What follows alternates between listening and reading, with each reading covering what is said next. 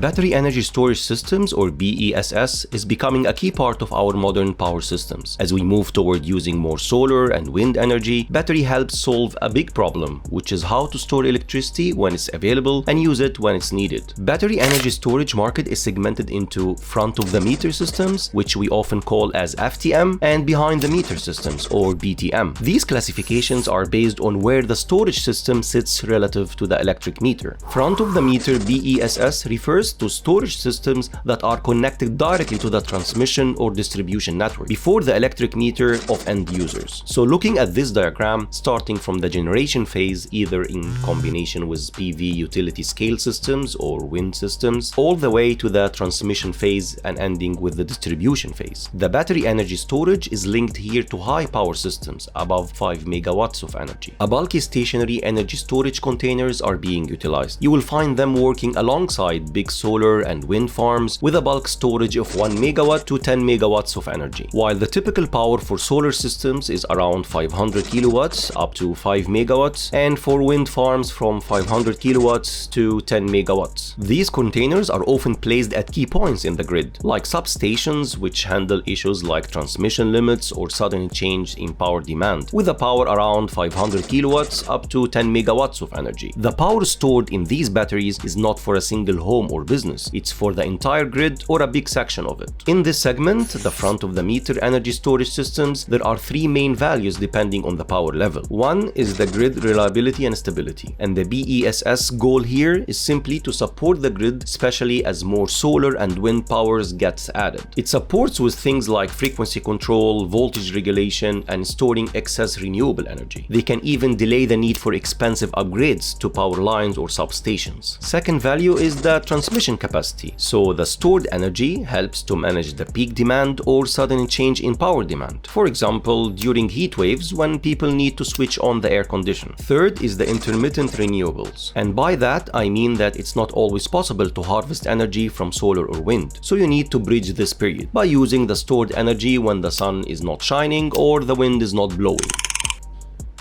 On the other hand, behind-the-meter energy storage refers to a battery storage systems that installed on the customer side of the utility meter, typically at residential areas, commercial or industrial facilities. And here I'm talking about smaller BESS systems, and the typical energy stored is mainly used to support local energy needs, such as charging electric vehicles, powering buildings, or reducing peak demand, so not directly to support the grid like in the front-of-the-meter systems. There is a huge market for energy storage in combination with residential and commercial solar PV systems up to 250 kilowatts, and EV charging stations are considered behind the meter system when connected to renewables and energy storage. These stations draw their power from the energy storage system to charge the electric vehicles, and the typical power is up to 350 kilowatts. The BTM energy storage systems are often get charged during off-peak times or when there is excess generation from renewable sources. Combining renewables with energy storage and EV charging station, this can help reduce grid demand and lower energy costs besides optimizing energy use.